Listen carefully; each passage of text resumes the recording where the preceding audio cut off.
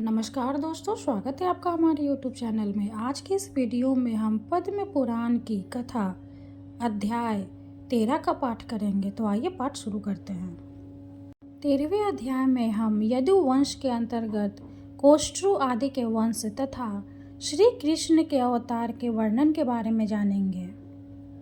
पुल सत्य जी कहते हैं, राजेंद्र, अब यदु पुत्र कोष्ठु के वंश का जिसमें श्रेष्ठ पुरुषों ने जन्म लिया था वर्णन सुनो। कोष्ठु के ही कुल में वंशी वंशावंत सम भगवान श्री कृष्ण अवतार हुआ है। कोष्ठु के पुत्र महामना जिनिवान हुए। उनके पुत्र का नाम स्वाति था। स्वाति से कुंस का जन्म हुआ। कुंस से चित्ररथ उत्पन्न हुए जो शशबिंदु नाम से विख्यात चक्रवर्ती राजा हुए। शशबिंदु के 10,000 पुत्र हुए। वे बुद्धिमान, सुंदर, प्रचुर, वैभवशाली और तेजस्वी थे। उनमें भी 100 प्रधान थे। उन 100 पुत्रों में भी जिनके नाम के साथ प्रभु शब्द जुड़ा था वे महान बलवान थे। उनके पूरे नाम इस प्रकार है: पृथुश्रवा, पृथुयशा, पृथुतेज, पृथुद्रव, पृथुकीर्ति और पृथुमति। पुराणों के ज्ञाता पुरुष उन सब में पृथुश्रव को श्रेष्ठ बतलाते हैं। पृथुश्रव से उष्णा नामक पुत्र हुआ जो शत्रुओं को संताप देने वाला था। उष्णा का पुत्र शिनेयु हुआ जो सजनों में श्रेष्ठ था। शिनेयु का पुत्र रुक्म कवच नाम से प्रसिद्ध हुआ। वह शत्रु सेना का विनाश करने वाला था। राजा रुक्म वचन के एक बार अश्वमेध यज्ञ का आयोजन किया और उसमें दक्षिणा के रूप में यह सारी पृथ्वी ब्राह्मणों को दे दी। उसके रुक्मेशु, पृथुरुक्म, जघ्यामघ, परिघ और हरि ये 5 पुत्र उत्पन्न हुए जो महान बलवान और पराक्रमी थे। उनमें से परिघ और हरि को उनके पिता ने विदेह देश के राज्य पर स्थापित किया। सौमेशु राजा हुआ और पितुस उनके अधीन होकर रहने लगा। उन दोनों ने मिलकर अपने भाई ज्यामक को घर से निकाल दिया। ज्यामक ऋक्षवान पर्वत पर जाकर जंगली फल मूलों से जीवन निर्वाह करते हुए वहां रहने लगे। ज्यामक की स्त्री शैव्या बड़ी सती साध्वी स्त्री थी। उससे विदर्भ नामक पुत्र हुआ। विदर्भ से 3 पुत्र हुए, कृत, कैसिक और लोमपाद। राजकुमार कृत और कैसिक बड़े विद्वान थे तथा लोमपाद परम धर्मात्मा थे। तत्पश्चात राजा विदर्भ ने और भी अनेकों पुत्र उत्पन्न किए जो युद्ध कर्म में कुशल तथा शूरवीर थे। लोमपाद का पुत्र प्रभु और प्रभु का पुत्र हेति हुआ। कैसिक के चीदी नामक पुत्र हुआ जिससे चैद्य राजाओं की उत्पत्ति बतलाई जाती है। विदर्भ का जो कृत नामक पुत्र था उससे कुंती का जन्म हुआ। कुंती से धृष्ट और धृष्ट से पृष्ठ की उत्पत्ति हुई। पृष्ठ प्रतापी राजा था। उसके पुत्र का नाम निर्विद था। वह परम धर्मात्मा और शत्रु वीरों का नाशक था। निवृत्ति के दशार नामक पुत्र हुआ जिसका दूसरा नाम विदुरथ था। दशारका का पुत्र भीम और भीम का जिमूत हुआ। जिमूत के पुत्र का नाम विकल था। विकल से भीमरथ नामक पुत्र की उत्पत्ति हुई। भीमरथ का पुत्र नवरथ, नवरथ का डिडगरथ और डिडगरथ का पुत्र शकुनि हुआ। शकुनि से करम्ब और करम्ब से देवारथ का जन्म हुआ। देवारथ के पुत्र महायशवी राजा देवक्ष हुए। देवक्ष का पुत्र देव कुमार के समान अत्यंत तेजस्वी हुआ। उसका नाम मधु था। मधु से कुरु वंश का जन्म हुआ। कुरु वंश से पुत्र का नाम पुरुष था। वह पुरुषों में श्रेष्ठ हुआ। उससे विदर्भ कुमारी भद्रवती के गर्भ से जंतु का जन्म हुआ। जंतु का दूसरा नाम पुरुद्रुष था। जंतु की पत्नी का नाम वेत्री की थी। उसके गर्भ से सत्व गुण संपन्न सातत्व की उत्पत्ति हुई जो सातत्व वंश की कीर्तिका का विस्तार करने वाले थे। सतत्व गुण संपन्न सातों के उनकी रानी कौशल्या से भजिन, भजमान, दिव्य, राजा, देवाधिद, अंधक, महाभोज और विष्णु नाम के पुत्रों को उत्पन्न किया। उनके 4 वंश का विस्तार हुआ। उनका वर्णन सुनो। भजमान की पत्नी संजय कुमारी शिची के गर्भ से आज नामक पुत्र की उत्पत्ति हुई। भाजको का जन्म हुआ। भाज की 2 स्त्रियां थी। उन दोनों ने बहुत से पुत्र उत्पन्न किए। उनके नाम हैं विनय, करुण और वृषि। इनमें वृषि शत्रु के नगरों पर विजय पाने वाले थे। भाज और उनके पुत्र सभी भाजक नाम से प्रसिद्ध हुए क्योंकि भजमान से इनकी उत्पत्ति हुई थी। देवावीत से ब्रंधु नामक पुत्र का जन्म हुआ जो सभी उत्तम गुणों से संपन्न था। पुराणों के ज्ञाता विद्वान पुरुष महात्मा देवाविदेव के गुणों का बखान करते हुए इस वंश के विषय में इस प्रकार अपना उद्गार प्रकट करते हैं। देवाविद देवताओं के समान है और ब्रह्मु समस्त मनुष्यों में श्रेष्ठ है। देवाविद और ब्रह्मु के उपदेश से 76,000 मनुष्य मोक्ष को प्राप्त हो चुके हैं। प्रभु से भोज का जन्म हुआ, जो यज्ञ दान और तपस्या में धीर ब्राह्मण भक्त उत्तम व्रतों का दृढ़तापूर्वक पालन करने वाले रूपवान तथा महातेजस्वी थे। शरकांत की कन्या मित्रकावती भोज की पत्नी हुई। उसने भोज से कुकुर, भजमान, समीर और बलबहर्षि के 4 पुत्र उत्पन्न किए। कुकुर के पुत्र भूषणु के धिति, कोपत रोमा के नैमित, नैमित्य के सीमित और मुँह के पुत्र नरी हुए।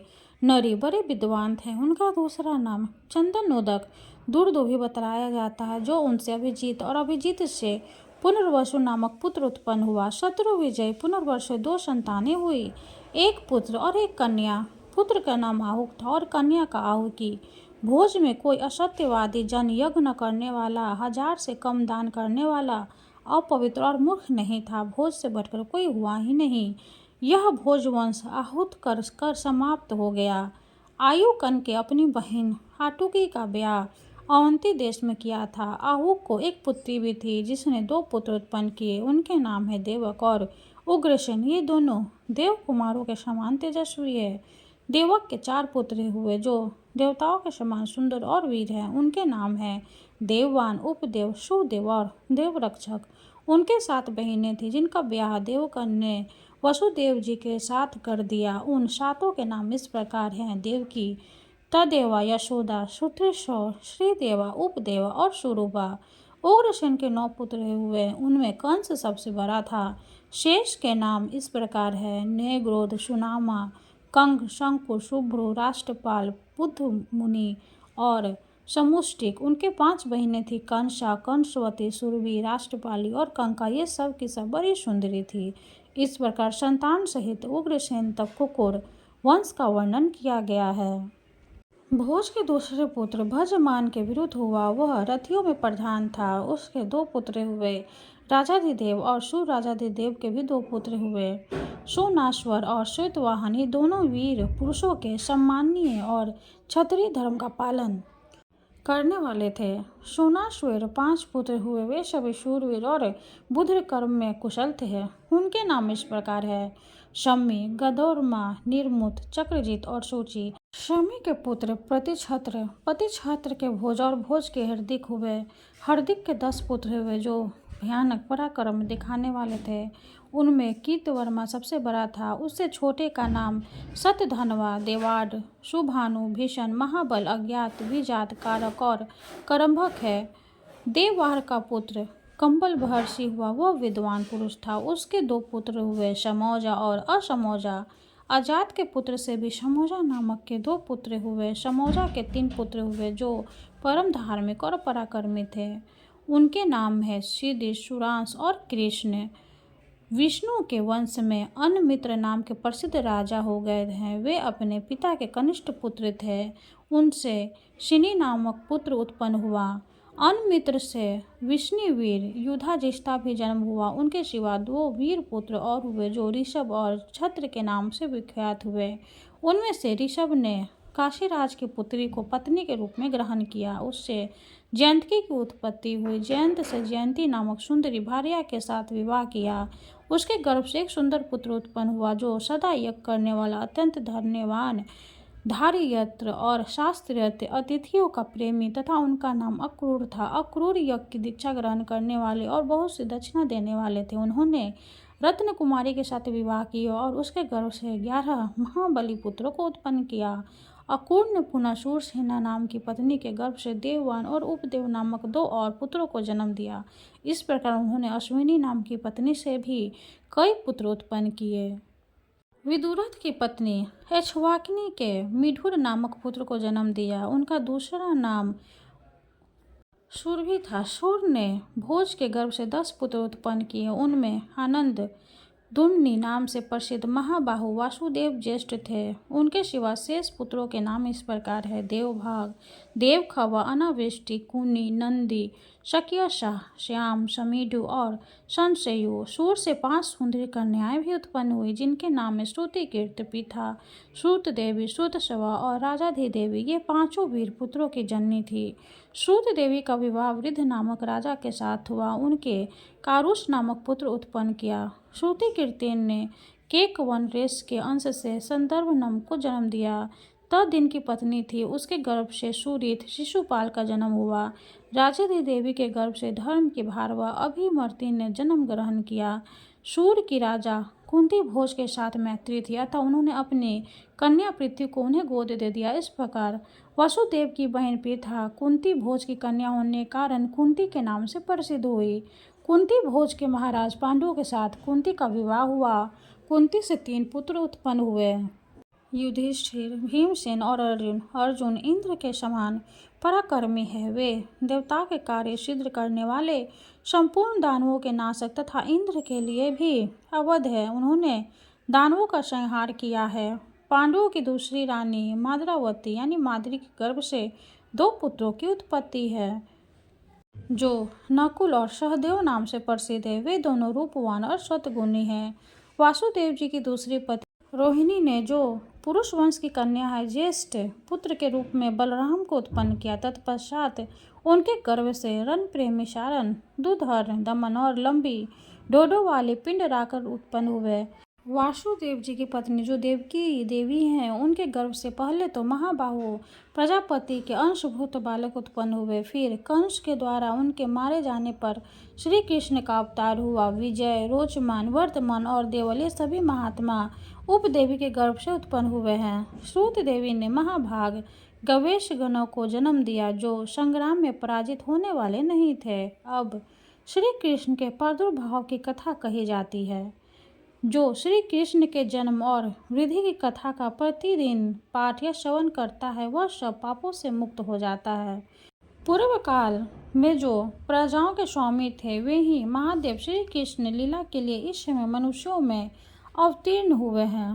पूर्व जन्म में देवकी और वासुदेव जी ने तपस्या की थी। उसी के प्रभाव से वासुदेव जी के द्वारा देवकी के गर्भ से भगवान का प्रादुर्भाव हुआ। उस समय उनके नेत्र कमल के समान शोभा पा रहे थे। उनके 4 भुजाएं थी। उनका दिव्य रूप मनुष्यों को मन मोहने वाला था। श्री वत्स से चिन्हित एक शंख चक्र आदि लक्षणों से युक्त भगवान के दिव्य विग्रह को देखकर वासुदेव जी बोले, प्रभु इस रूप को छिपा लीजिए, मैं कंस से डरा हुआ हूँ, इसलिए ऐसा कहता हूँ। उसने मेरे 6 पुत्रों को, जो देखने में बहुत ही सुंदर थे, मार डाला है। वासुदेव जी की बात सुनकर भगवंत ने अपने दिव्य रूप को छिपा लिया। फिर भगवान की आज्ञा लेकर वासुदेव जी उन्हें नंद के घर ले गए और नंद गोपाल को देखकर बोले, आप इस बालक की रक्षा करें, क्योंकि इससे संपूर्ण यादवों का कल्याण होगा। देव की यह बालक जब तक कंस का वध नहीं करेगा, तब तक इस पृथ्वी पर भार बढ़ाने वाले अमंगलमय उपद्रव होते रहेंगे। भूतल पर जितने दुष्ट राजा हैं, उन सबका यह संहार करेगा। यह बालक साक्षात भगवान है।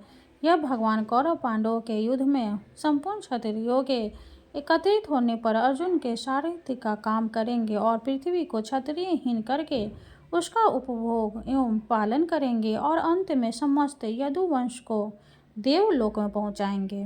भीष्म ने पूछा, ब्राह्मण, ये वसुदेव कौन थे? यशस्विनी देवकी कौन थी? तथा ये नंद गोपाल और उनकी पत्नी महाव्रता यशोदा कौन थी, जिसे बालक रूप में भगवान को जन्म दिया, जिसके उनका पालन पोषण किया? उन दोनों स्त्रियों का परिचय दीजिए। पुलस्त्य जी बोले, राजन, पुरुष वासुदेव जी कश्यप और उनको प्रिय देव की अदिति कही गई है। कश्यप ब्राह्मण जी के अंश है और अदिति पृथ्वी का इसी प्रकार द्रोण नामक वसु की नंद गोपाल के नाम से विख्यात हुआ तथा उनकी पत्नी धरा यशोदा है। देवी देवकी ने पूर्व जन्म में अजन्मा परमेश्वर जो कामना की थी, उसकी वह कामना महाबहु श्री कृष्ण ने पूर्ण कर दी। यज्ञानुष्ठान बंद हो गया था, धर्म का उच्छेद हो रहा था। ऐसी अवस्था में धर्म की स्थापना और पापी असुरों का संहार करने के लिए भगवान श्री कृष्ण विष्णु कुल में प्रकट हुए हैं। रुक्मणी, सत्यभागा, नग्न जितनी पुत्री सत्या, सुमित्रा, शैव्या, गांधारा राजकुमारी, लक्ष्मणा, शुभिमा, मद्र राजकुमारी, कौशल्या और विरजा आदि 16,000 देवियां श्री कृष्ण की पत्नियां हैं। रुक्मणी ने 10 पुत्र उत्पन्न किए। वे सभी युद्ध कर्म में कुशल हैं। उनके नाम इस प्रकार है: महाबली, प्रद्युम्न, रणशूर, चारुदेशने, सुचारु, चारुभद्र, सदर्श, हर्षवर, चारुगुप्त, चारुभद्र, चारुक और चारुहास। इनमें प्रद्युत सबसे बड़े और चारुहास सबसे छोटे हैं। रुक्मणी ने एक कन्या को भी जन्म दिया जिसका नाम चारुमती है। सत्यभामा से भानु, भीमरथ, छन्न, रोहिणी, दीप्तिमान, ताम्रबंध और जलंधम ये 7 पुत्र उत्पन्न हुए। इन 7 में से एक छोटी बहन भी है। जाम्बवती के पुत्र शांबु हुए जो बड़े ही सुंदर है। ये सौर शास्त्र के प्रणेता तथा प्रतिमा एवं मंदिर के निर्माता हैं। मित्र विदान के सुमित्र, चारुमित्र और मित्रविंद को जन्म दिया। मित्रबाहु और सुनिय आदि सत्या के पुत्र हैं। इस प्रकार श्री कृष्ण के हजारों पुत्र हुए। प्रद्युम्न के विदर्भ कुमारी रुक्मती गर्भ से अनिरुद्ध नामक परम बुद्धिमान पुत्र उत्पन्न हुआ। अनिरुद्ध संग्राम में उत्साहपूर्वक युद्ध करने वाले वीर है। अनिरुद्ध से मेघकेतन का जन्म हुआ। राजा सुपार्श्वी पुत्री काम्याने, सम्याने, तरस्वी नामक पुत्र उत्पन्न हुआ। प्रभु वीर एवं महात्मा यादवों की संख्या 3,60,00,000 के लगभग है। वे सभी अत्यंत पराक्रमी और महाबली हैं। उन सबकी देवताओं के अंश से उत्पत्ति हुई है। देवासुर संग्राम में जो महाबली असुर मारे गए थे वे इन मनुष्य लोक में उत्पन्न होकर सबको कष्ट दे रहे थे। उन्हीं का संहार करने के लिए भगवान यदुकुल में अवतरित हुए। महात्मा यादवों के 101 कुल हैं। भगवान श्री कृष्ण ही उन सब के नेता और स्वामी हैं तथा संपूर्ण यादव भी भगवान की आज्ञा के अधीन रहकर ऋषि सिद्धि से संपन्न हो रहे हैं। 13वां अध्याय समाप्त हुआ। हरे कृष्णा। अब हम 14वां अध्याय का पाठ करेंगे। 14वां अध्याय में पुष्कर तीर्थकर की महिमा, वहाँ वास करने वाले लोगों के लिए विनय तथा आश्रम धर्म का निरूप का वर्णन करेंगे। पुलशक्ति जी कहते हैं, राजन, मेरुगिरी के शिखर पर श्रीनिधान नामक एक नगर है जो नाना प्रकार के रत्नों से सुशोभित, अनेक आश्चर्यों का घर तथा बहुतों से वृक्षों से हरा भरा है। भांति भांति के अद्भुत धातुओं से उसकी बड़ी विचित्र शोभा होती है। वह स्वच्छ, स्फटिक मणि के समान निर्मल दिखाई देता है। वहाँ ब्रह्मा जी का वैराज नामक भवन है जहाँ देवताओं को सुख देने वाली कांतिमती नाम की सभा है। वह मुदाय सेवी तथा ऋषि महर्षियों से भरी रहती है। एक दिन देवेश्वर ब्रह्मा जी उसी सभा में बैठकर जगत का निर्माण करने वाले परमेश्वर का ध्यान कर रहे थे। ध्यान करते करते उनके मन में यह विचार उठा कि मैं किस प्रकार यह करूं, भूतल पर कहाँ और किस स्थान पर मुझे यज्ञ करना चाहिए। काशी, प्रयाग, तुंगा यानी तुंगभद्रा, नैमिषारण्य, पुष्कर, कांची, भद्रा, देविका, कुरुक्षेत्र, सरस्वती और प्रभास आदि बहुत से तीर्थ हैं। भूमंडल में चारों ओर जितने पुण्य तीर्थ और क्षेत्र हैं उन सबको मेरी आज्ञा से रुद्र ने प्रकट किया है जिससे मेरी उत्पत्ति हुई है। भगवान श्री विष्णु की नाभि से प्रकट हुए उस कमल को ही वेद पाठी ऋषि पुष्कर तीर्थ कहते हैं। इस प्रकार विचार करते करते प्रजापति ब्रह्मा के मन से यह बात आई कि अब मैं पृथ्वी पर चलूँ। यह सोचकर वे अपनी उत्पत्ति के प्राचीन स्थान पर आए और वहाँ के उत्तम वन में प्रविष्ट हुए जो नाना प्रकार के वृक्षों और लताओं से व्याप्त एवं भांति भांति के फूलों से सुशोभित तथा वहाँ पहुंचकर उन्होंने क्षेत्र की स्थापना की जिसका यथारूप से वर्णन करता हूँ। नंदन जी के उत्तर प्राचीन सरस्वती और नंदन नामक स्थान से पूर्व कम्र या कल्प नामक स्थानों जितनी भूमि है वह सब पुष्कर तीर्थ के नाम से प्रसिद्ध है। इसमें लोककर्ता ब्रह्मा जी ने यज्ञ करके निमित्त वेदी बनाए। ब्रह्मा जी के वहाँ 3 पुष्करों की कल्पना थी। प्रथम ज्येष्ठ पुष्कर तीर्थ समझना चाहिए जो तीनों लोगों को पवित्र करने वाला और विख्यात करते हैं। उसके देवता साक्षात ब्रह्मा जी हैं। दूसरा मध्यम पुष्कर है जिसके देवता विष्णु हैं तथा तीसरा कनिष्ठ पुष्कर है जिसके देवता भगवान रुद्र है। यह पुष्कर नामक वन आदि प्रधान एवं गो क्षेत्र है। वेद में भी इसका वर्णन आता है। इन तीर्थ में भगवान ब्रह्मा सदा निवास करते हैं। उन्होंने भूमंडल के इस भाग पर बड़ा अनुग्रह किया है। पृथ्वी पर विचरने वाले संपूर्ण जीवों पर कृपा करने के लिए ब्रह्मा जी ने इस तीर्थ को प्रकट किया है। यहाँ की यज्ञ वेदी को उन्होंने सुवर्ण और हीरे से मढ़ा दिया तथा नाना प्रकार के रत्नों से सुशोभित करके उसके फर्श को सब प्रकार से सुशोभित एवं विचित्र बना दिया। तत्पश्चात लोक पितामह भगवान ब्रह्मा जी वहाँ आनंद पूर्वक रहने लगे। साथ ही भगवान श्री विष्णु, रुद्र, आठों वसु, दोनों अश्विनी कुमार मरुद्न और स्वर्गवासी देवता भी देवराज इंद्र के साथ वहां आकर विहार करते रहे। यह तीर्थ संपूर्ण लोका पर अनुग्रह करने वाला है। मैंने इसकी यथार्थ महिमा का तुमसे वर्णन किया है। जो ब्राह्मण अग्निहोत्र परायण होकर संहिता के क्रम से विधि पूर्वक मंत्रों का उच्चारण करते हुए इस तीर्थ में वेदों का पाठ करते हैं, वे सब लोग ब्रह्मा जी के कृपा पात्र होकर उनके समीप निवास करते हैं। भीष्म जी ने पूछा, भगवान, तीर्थ निवासी मनुष्यों को पुष्कर वन में किस विधि से रहना चाहिए? क्या केवल पुरुषों को ही वहाँ निवास करना चाहिए या स्त्रियों को भी, अथवा सभी वर्णों एवं आश्रमों के लोग वहाँ निवास कर सकते हैं?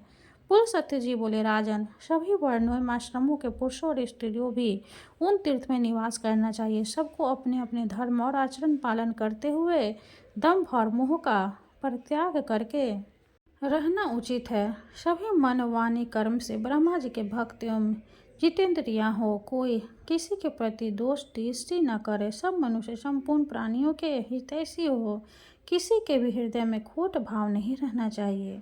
भीष्म जी ने पूछा, ब्राह्मण, क्या करने से मनुष्य इस लोक में ब्रह्मा जी का भक्त कहलाता है?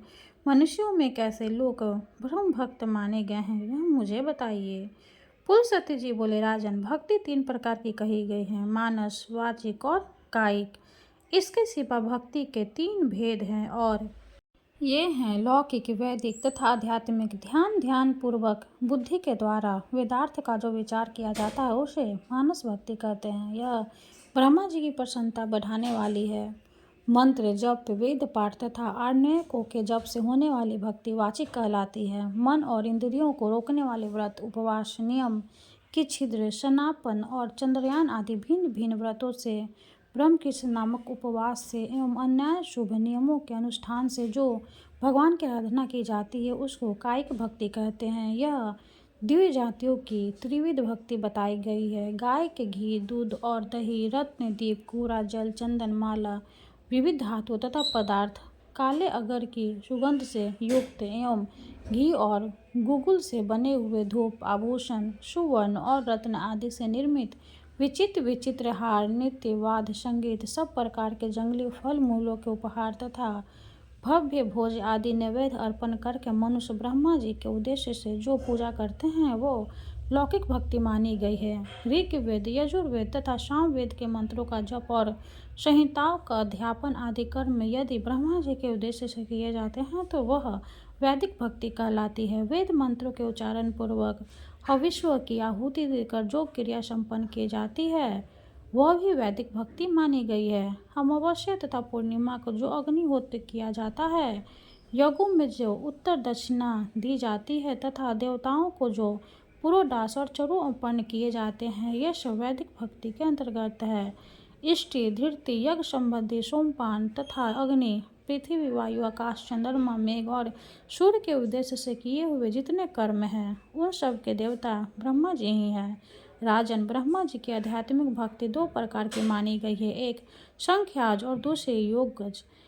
इन दोनों का भेद सुनो। प्रधान, मूल, आकृति आदि प्राकृत तत्व संख्या में 24 है। वे सब के सब जड़ एवं भोग्य हैं। उनका भोक्ता पुरुष 25वां तत्व है, वह चेतन है। इस प्रकार संख्या पूर्वक प्राकृतिक और पुरुष के तत्वों को ठीक ठीक जानना संख्याज भक्ति है। इसे सत्पुरुषों ने सांख्य शास्त्र के अनुसार आध्यात्मिक भक्ति माना है। अब ब्रह्मा जी की योगज भक्ति का वर्णन शुरू। प्रतिदिन प्राणायाम पूर्वक ध्यान लगाइए, इंद्रियों का संयम करें और समस्त इंद्रियों को विषयों की ओर से खींचकर हृदय में धारण करके प्रजाननाथ ब्रह्मा जी का इस प्रकार ध्यान करें। हृदय के भीतर कमल है, उसकी कर्णिका पर ब्रह्मा जी विराजमान है। वे रक्त वस्त्र धारण किए हुए हैं, उनके नेत्र सुंदर है, सब और उनके मुख प्रकाशित हो रहे हैं। ब्रह्म सूत्र कमर के ऊपर तक लटका हुआ है, उनके शरीर का वर्ण लाल है, 4 भुजा शोभा पा रही है तथा हाथों में वरद और अभय की मुद्राएं हैं। इस प्रकार के ध्यान की स्थिरता योज जन्म मानस सिद्धि है। यही ब्रह्मा जी के प्रति होने वाली पराभक्ति मानी गई है। जो भगवान ब्रह्मा जी में ऐसी भक्ति रखता है वह ब्रह्म भक्त कहलाता है। राजन, अब पुष्कर क्षेत्र में निवास करने वाले पुरुषों के पालन करने योग्य आचरण का वर्णन सुनो। पूर्व काल में जब विष्णु आदि देवताओं का वहां समागम हुआ था, उस समय सबके उपस्थितियों में ब्रह्मा जी ने स्वयं ही क्षेत्र निवासियों के कर्तव्य को विस्तार के साथ बतलाया था। पुष्कर क्षेत्र में निवास करने वालों को उचित है कि वह ममता और अहंकार को पास न आने दें, आश्रय शक्ति और संग्रह की वृत्ति का परित्याग करें। बंधु बांधवों के प्रति भी उनके मन में आसक्ति नहीं करनी चाहिए। वे ढेले, पत्थर और सुवर्ण को समान समझे। प्रतिदिन नाना प्रकार के शुभ कर्म करते हुए संपूर्ण प्राणियों को सभय दान दे। नित्य प्राणायाम और परमेश्वर का ध्यान करें, जप के द्वारा अपने अंतःकरण को शुद्ध बताए। यति धर्म के कर्तव्यों का पालन करें, संख्याओं की विधियों को जाने तथा संपूर्ण संन्यासों का उच्छेद और ब्रह्मा का बोध प्राप्त करें। क्षेत्र निवासी ब्राह्मण इसी नियम से रहकर वहाँ यज्ञ करते हैं। अब पुष्कर वन में मृत्यु को प्राप्त होने वाले लोगों को जो फल देता है उसे सुनो। वे लोग अक्षय ब्रह्म सायुज्य को प्राप्त करते हैं, जो दूसरों के लिए सर्वथा दुर्लभ है। उनमें उस पद की प्राप्ति होती है जहाँ जाने पर पुनः मृत्यु प्रदान करने वाला जन्म नहीं ग्रहण कर पाता। वे पुनरावृत्ति के पत्र प्रतियाग करके ब्रह्मा संबंधी पराविद्वान में स्थित हो जाते हैं। भीष्म जी ने कहा, ब्राह्मण, पुष्कर तीर्थ में निवास करने वाली स्त्रियां, मलेच्छ, शूद्र, पशु पक्षी, मृग, गूंगे, जड़, अंधे तथा बहरे प्राणी जो तपस्या और नियमों से दूर है, किस गति को प्राप्त होते हैं, यह बताने की कृपा कीजिए। पुलशक्ति जी बोले, भीष्म, पुष्कर क्षेत्र में मरने वाले मलेच्छ, शूद्र, स्त्री, पशु पक्षी और मृग आदि सभी प्राणी ब्रह्मलोकों को प्राप्त होते हैं। वे दिव्य शरीर धारण करके सूर्य के समान तेजस्वी विमानों पर बैठकर ब्रह्मलोक की यात्रा करते हैं। तीर्थ योनियों में पड़े हुए पशु पक्षी, कीड़े मकोड़े, चींटियां, थलचर, जलचर, स्वेदज, अंडज, उदीज और जरायुज आदि प्राणी यदि पुष्कर वन में प्राण त्याग करते हैं तो सूर्य के समान कांतिमान विमान पर बैठकर ब्रह्मलोकों में जाते हैं। जैसे समुद्र के समान दूसरा कोई जलाशय नहीं है, वैसे ही पुष्कर के समान दूसरा कोई तीर्थ नहीं है। अब मैं तुम्हें अन्य देवताओं का परिचय देता हूँ जो इस पुष्कर क्षेत्र में सदा विद्यमान रहते हैं। भगवान श्री विष्णु के साथ इंद्रादि संपूर्ण देवता, गणेश, कार्तिकेय, चंद्रमा, सूर्य और देवों के देव, ये सब संपूर्ण जगत का हित करने वाले ब्रह्मा जी के निवास स्थान पुष्कर क्षेत्र में सदा विद्यमान रहते हैं। इस तीर्थ में निवास करने वाले लोग सतयुग में 12 वर्षों तक, त्रेता में 1 वर्ष तक तथा द्वापर में 1 मास तक तीर्थ सेवन करने से जिस फलों को प्राप्त थे उसे कलयुग में 1 दिन शर्त के तीर्थ सेवन से ही प्राप्त कर लेते हैं। यह बात देवादिदेव ब्रह्मा जी ने पूर्व काल मुझसे यानी पुलस्त्य जी से स्वयं ही कही थी। पुष्कर से बढ़कर इस पृथ्वी पर दूसरा कोई क्षेत्र नहीं है, इसलिए पूरा प्रयत्न करके मनुष्य को इस पुष्कर वन का सेवन करना चाहिए। ब्रह्मचारी, गृहस्थ, वानप्रस्थ और सन्यासी, ये सब लोग अपने अपने शास्त्रों धर्म का पालन करते हुए इस क्षेत्र में परम गति को प्राप्त करते हैं। धर्म और अर्थ के तत्वों को जानने वाले पुरुष को चाहिए कि वह अपनी आयु के 1/4 भाग तक दूसरे की निंदा से बचकर ब्रह्मचर्य का पालन करते हुए गुरु अथवा गुरुपुत्र के समीप निवास करे तथा गुरु की सेवा से जो समय बचे उसमें अध्ययन करे। श्रद्धा और आदर पूर्वक गुरु का आश्रय ले। गुरु के घर में रहते समय गुरु के सोने के पश्चात शयन करे और उनके उठने से पहले उठ जाए।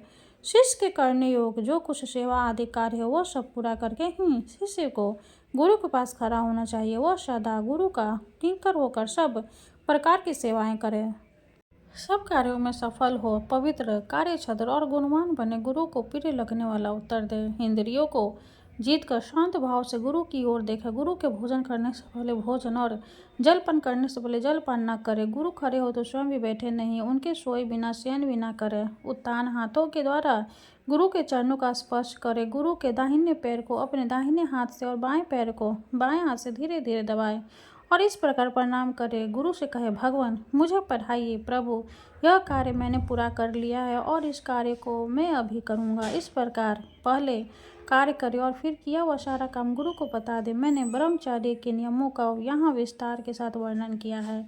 गुरु भक्त शिष्य को इन सभी नियमों का पालन करना चाहिए। इस प्रकार अपनी शक्ति के अनुसार गुरु की प्रसन्नता का समापादन करते हुए शिष्य को कर्तव्य कर्म में लगे रहना उचित है। वह 1, 2, 3 या 4 वेदों को अर्थ सहित गुरु मुख से अध्ययन करे, भिक्षा के अन्न से जीविका चले और धरती पर शयन करे, वेदोक्त व्रत का पालन करता रहे और गुरु दक्षिणा देकर विधि पूर्वक अपना समावर्तक संस्कार करे। फिर धर्म पूर्वक प्राप्त हुई स्त्री के साथ गर्भपाती अग्नियों की स्थापना करके प्रतिदिन हवानिधि के द्वारा उनका पूजन करे।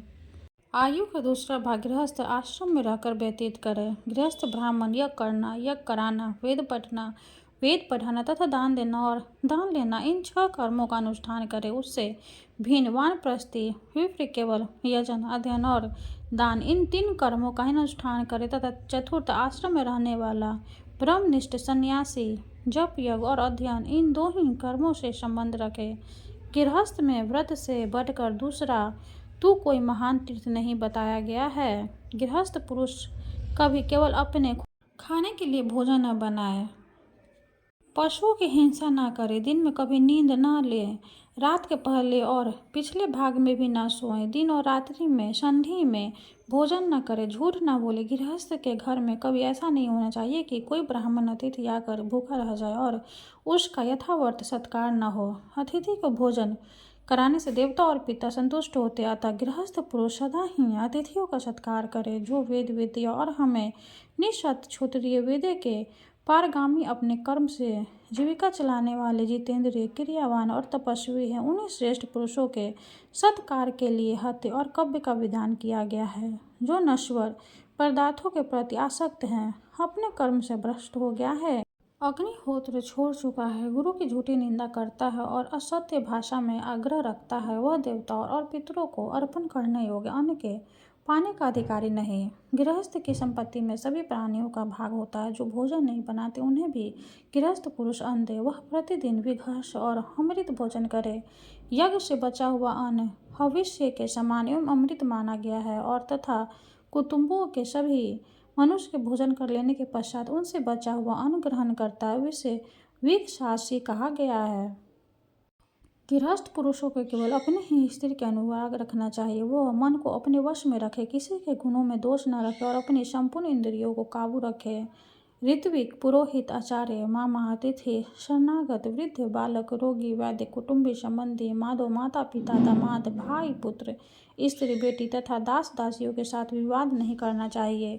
जो इनसे विवाद नहीं करता वह सब प्रकार के पापों से मुक्त हो जाता है। जो अनुकूल बर्ताव के द्वारा इन्हें अपने वश कर लेता है वह संपूर्ण लोकोपार विजय पा जाता है, इसमें तनिक भी संदेह नहीं है। आचार्य लोका का स्वामी है, पिता प्रजापति लोका का प्रभु है, अतिथि संपूर्ण लोका का ईश्वर है, कल्पित वेदों का अग्नि और प्रभु होता है, दामाद अप्सराओं के लोक का अधिपति है, कुटुंबी विषयदोष संबंधी लोकों के अधिष्ठा है, संबंधी और माधव दिशाओं के तथा माता और मामा भूलोक के स्वामी है, वृद्ध, बालक और रोगी मनुष्य आकाश के प्रभु हैं, पुरोहित ऋषि लोक के और शरणागत संध्या लोक के अधिपति हैं, वैद्य अश्विनी कुमार के लोक का तथा वलोका का स्वामी है, पत्नी वायु लोकेश्वरी तथा कन्या अप्सराओं के घर की स्वामिनी है, बड़ा भाई पिता के समान होता है, पत्नी और पुत्र अपने ही शरीर है, दास वर्ग परछाई के समान है तथा कन्या अत्यंत दीन दया के योग्य मानी गई है। इसलिए उपयुक्त व्यक्ति कोई अपमानजनक बात भी न कह दे, उसे चुपचाप सहन कर लेने चाहिए, कभी क्रोध या दुख नहीं करना चाहिए।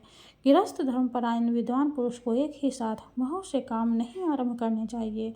धर्म को उचित है वह किसी एक ही कर्म में लगकर उसे पूरा करे।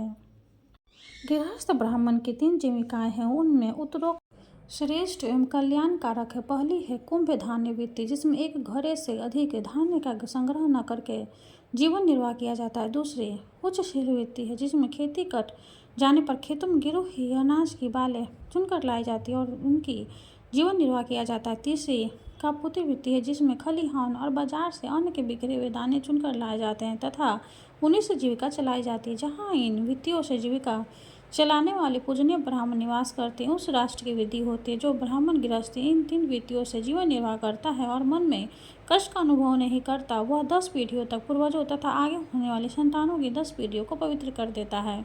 अब तीसरे आश्रम वानप्रस्थ का वर्णन करता हूँ, सुनो। गृहस्थ पुरुष जब यह देख ले कि मेरे शरीर में झुर्रियाँ पड़ गई है, जिसके बाल सफ़ेद हो गए हैं और पुत्र हो गया है, तब वह उनमें चला जाए जिन्हें गृहस्थ आश्रम के नियमों से निर्वेद हो गए हैं। तब जो वानप्रस्थ की दीक्षा लेकर गृहस्थ आश्रम का त्याग कर चुके हैं, पवित्र स्थान में निवास करते हैं, जो बुद्धि बल से संपन्न तथा सत्य, शौच और क्षमा आदि सद्गुणों से युक्त हैं, उन पुरुषों के कल्याण में नियमों का वर्णन सुनो। प्रत्येक द्विज को अपनी आयु का तीसरा भाग वानप्रस्थ आश्रम में रहकर व्यतीत करना चाहिए। वानप्रस्थ आश्रम में भी वह उन्हीं अग्नियों का सेवन करे जिनका गृहस्थ आश्रम में सेवन करता है। देवताओं का पूजन करे, नियम पूर्वक रहे, नियमित भोजन करे, भगवान श्री विष्णु में भक्ति रखे तथा यज्ञ के संपूर्ण अंगों का पालन करते हुए प्रतिदिन अग्निहोत्र का अनुष्ठान करे। धान और जौ वही ग्रहण करे जो बिना जोती हुई जमीन में अपने आप पैदा हुआ हो। इसके सिवा निवार यानी 3 और विघस अन्नों को भी वो पा सकता है। उससे अग्नि में देवताओं के निमित्त हविष्य भी करना चाहिए।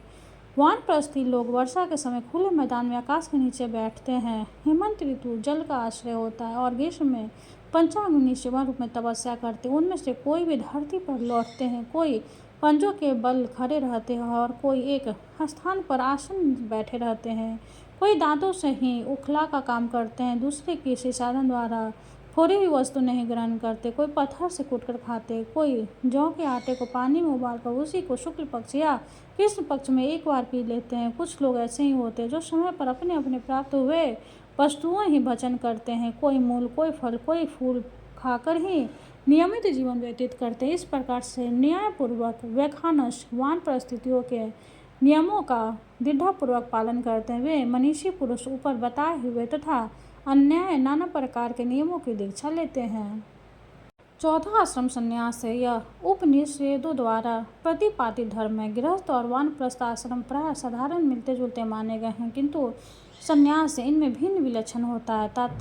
प्राचीन युग में सर्वादर्शी ब्राह्मणों ने संन्यास धर्म का आश्रय लिया था। अगस्त्य, सप्तऋषि, मधुस्था, गवेषण, सांकीति, सुदेव, भांडरी, व्यवप्रोध, कृतसम, अहोवीर्य, काम्य, स्थानु, मेघातिथि, बुद्ध, मनोवक, श्रीनिवाक, सुनेपाल और अकृष्य ये धर्म तत्व के यथार्थ ज्ञाता थे। इन्हें धर्म के स्वरूप का साक्षात्ता हो जाता था। इनके सिवा धर्म की निपुणता का ज्ञान रखने वाले उग्रतापी ऋषियों को जो यायावर नाम से प्रसिद्ध गण है, वे सभी विषयों से ऊपर ही माया के बंधकों को तोड़कर वन में चले गए थे। मुमुक्षुओं को उचित है कि वह सर्वस्व दक्षिणा देकर सबका त्याग करके सगस्कारी आत्मघाता ही याजन करे, विषयों से उपरत हो, आत्माओं में ही रमन करे तथा आत्मभर ही रहे। सब प्रकार से संग्रह का परित्याग करके भावना के द्वारा गर्भ प्रत्यादि अग्नियों की आत्माओं की स्थापना करे और उसमें तद रूप यज्ञों का श्रद्धा अनुष्ठान करता रहे। चतुर्थ आश्रम सबसे श्रेष्ठ बताया गया। वह तीनों आश्रमों के ऊपर है। उसमें अनेक प्रकार के उत्तम गुणों का निवास है। वहीं सबकी चरम सीमा परम आधार है। ब्रह्मचर्य आदि 3 आश्रमों में क्रमशः रहने के पश्चात काषाय वस्त्र धारण करके संन्यास लें। सर्वस्व त्याग रूप संन्यास सबसे उत्तम आश्रम है। संन्यास की वह मोक्ष की सिद्धि के लिए अकेले ही धर्म का अनुष्ठान करे, किसी को साथ न रखे। जो ज्ञानवान पुरुष अकेला विचरता है वह सबका त्याग कर देता है, उसे स्वयं कोई हानि नहीं उठानी पड़ती। संन्यास के अग्निहोत्री के लिए अग्नि का चयन न करे, अपने रहने के लिए कोई घर न बनाए, केवल भिक्षा लेने के लिए ही गांव में प्रवेश करे, किसी प्रकार का वस्तु का संग्रह न करे, मौन रहकर शुद्ध भाव से रहें तथा थोड़ा और नियमित भोजन करें। प्रतिदिन एक ही बार भोजन करें। भोजन करके और पानी पीने के लिए कपाल रखना, वृक्ष की जड़ में निवास करना, मलिन वस्त्र धारण करना, अकेले रहना तथा सब प्राणियों की ओर से उदासीनता रखना, ये भिक्षु यानी सन्यासी के लक्षण है। जिस पुरुष के भीतर सबकी बातें समा जाती है, जो सबकी सह लेता है, जिसके पास कोई बात लौटकर पुनः वक्ता के पास नहीं जाती, जो कटु वचन कहने वाले भी कटु उत्तर नहीं देता, वह संन्यास आश्रमों के रहने वाला अधिकारी है। कभी किसी को निंदा न करे तो और न सुने ही। विशेषतः ब्राह्मणों की निंदा तो किसी तरह से ना करे। ब्राह्मण का जो शुभ कर्म हो उसी की सदा चर्चा करनी चाहिए। जो उसके लिए निंदा की बात हो उसके विषय में मौन रहना चाहिए। वही आत्मशुद्धि का दावा है। जो जिस किसी भी वस्तु से अपना शरीर ढक लेता हो, जो कुछ मिल जाए उसी को खाकर भूख मिटा लेता है, जहाँ कहीं भी सो रहा उसे देवता ब्राह्मण ब्रह्मवेत्ता समझते हैं। जो जन समुदाय के सांप समझकर स्नेह संबंध को नरक जानकर तथा स्त्रियों को मुर्दा समझकर उन सबसे डरता रहता है, उसे देवता लोग ब्राह्मण कहते हैं। जो मान या अपमान होने पर स्वयं हर्ष तथा क्रोध के वशीभूत नहीं होता, उसे देवता लोग ब्राह्मण मानते हैं। जो जीवन और मरण का अभिनंदन न करके सदा कालकी की प्रतीक्षा करता है, उसे देवता ब्राह्मण मानते हैं। जिसका चित्त राग देव के वशीभूत नहीं होता, जो इंद्रियों को वश में रखता है तथा जिसकी बुद्धि भी दूषित नहीं होती, वह मनुष्य सब पापों से मुक्त हो जाता है। जो संपूर्ण प्राणियों से निर्भय तथा समस्त प्राणी जिससे भय नहीं मानते, उसे देहाभिमान से मुक्त पुरुषों को कभी भी भय नहीं होता।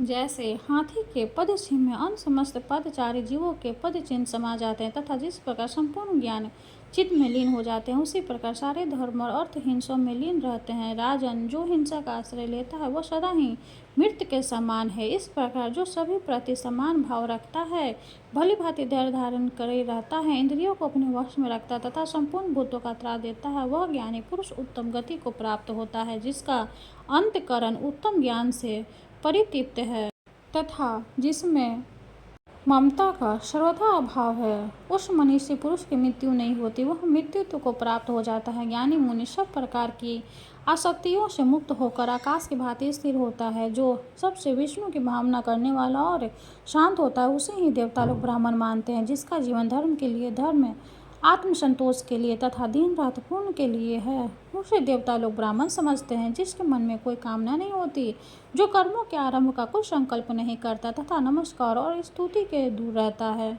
जिसने योग के द्वारा कर्म को छीन कर दिया, उसे देवता लोग ब्राह्मण मानते हैं। संपूर्ण प्राणियों को अभय की दक्षिणा देना संसार में समस्त दानों को बढ़कर है। जो किसी भी निंदा का पात्र नहीं है तथा जो स्वयं भी दूसरों की निंदा नहीं करता, वही ब्राह्मण परमात्मा का साक्षात्कार कर पाता है। जिसके समस्त पाप नष्ट हो गए हैं, जो इहलोक और परलोकों में भी किसी वस्तु को पाने की इच्छा नहीं करता, जिसका मोह दूर हो गया है, जो मिट्टी के ढेले और सुवर्ण को समान दृष्टि से देखता है, जिसने रोष को त्याग दिया है, जो निंदा स्तुति और प्रिय अप्रिय से रहित होकर सदा उदासीन की भांति विचरता रहता है, वही वास्तव में सन्यासी है।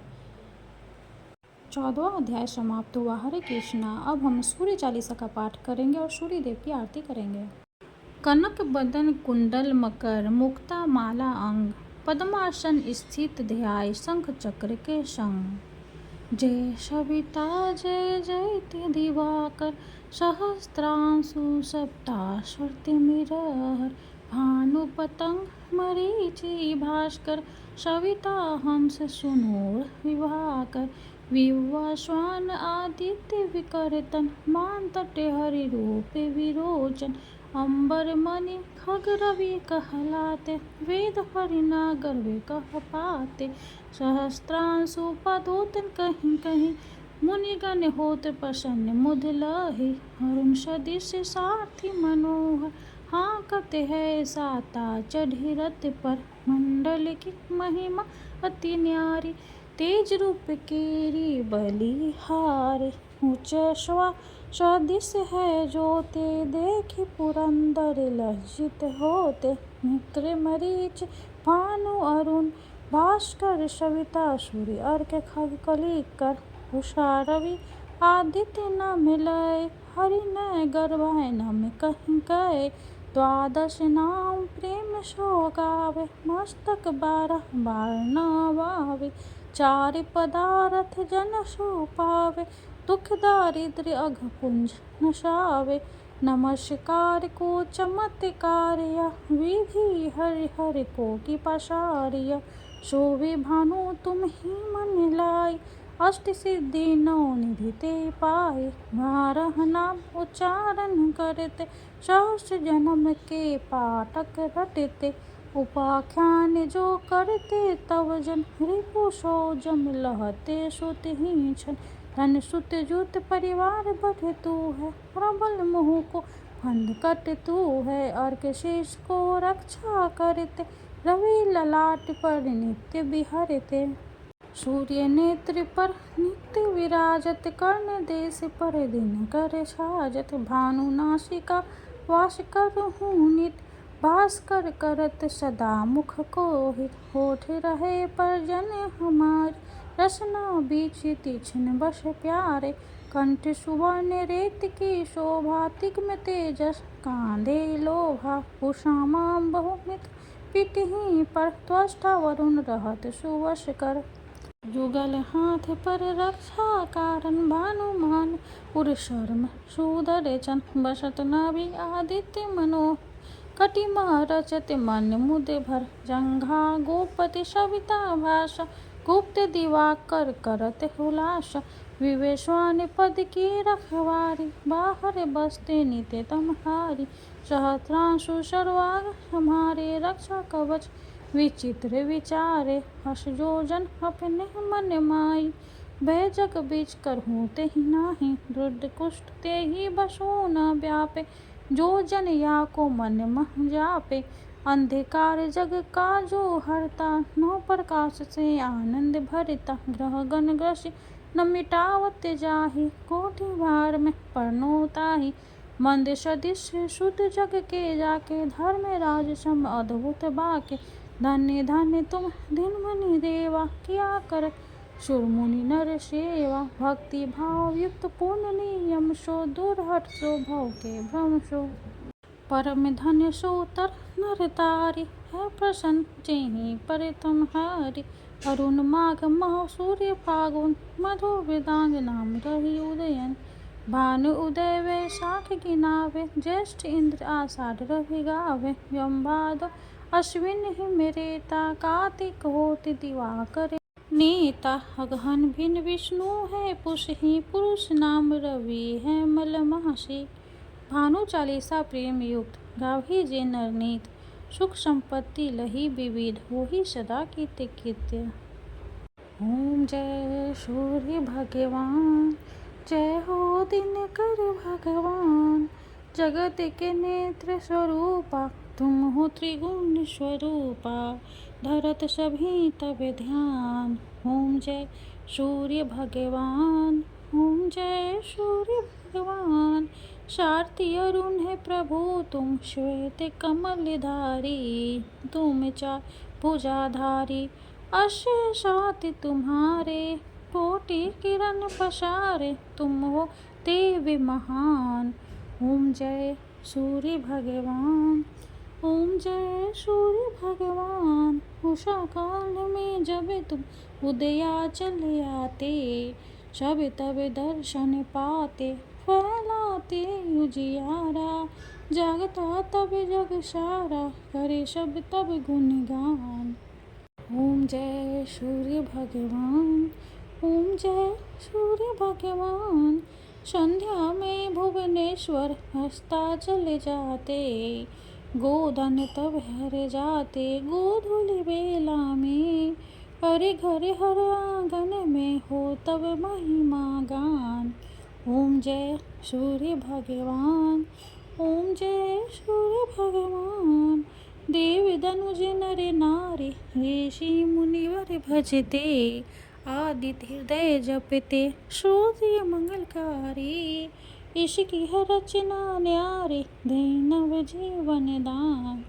ओम जय सूर्य भगवान। ओम जय सूर्य भगवान। तुम हो त्रिकाल रचयिता, तुम जग के आधार। महिमा तब अपरंपार, प्राणों के चिंतन करके। भक्त को अपने देते, बल बुद्धि और ज्ञान। ओम जय सूर्य भगवान। ओम जय सूर्य भगवान। भूचर जलचर खेच, सबके हो प्राण तुम्हीं। सब जीवों के प्राण तुम्हीं। वेद पुराण बखाने, धर्म सभी तुम्हें माने। तुम ही सर्वशक्तिमान। ओम जय सूर्य भगवान। ओम जय सूर्य भगवान। पूजन करती दिशाएं, पूजे दश दिक्पाल। तुम भुवनों के प्रतिपाल, ऋतु में तुम्हारी दासी। तुम शाश्वत अविनाशी, शुभकारी अंशुमान। ओम जय सूर्य भगवान। ओम जय सूर्य भगवान। जय हो दिनकर भगवान। जगत के नेत्र स्वरूपा, तुम हो त्रिगुण स्वरूपा। धरत सभी तब ध्यान, ओम जय सूर्य भगवान। ओम जय सूर्य भगवान। सूर्य भगवान की जय हो। वीडियो अगर अच्छी लगे तो लाइक कर दे, चैनल को सब्सक्राइब कर दे। धन्यवाद।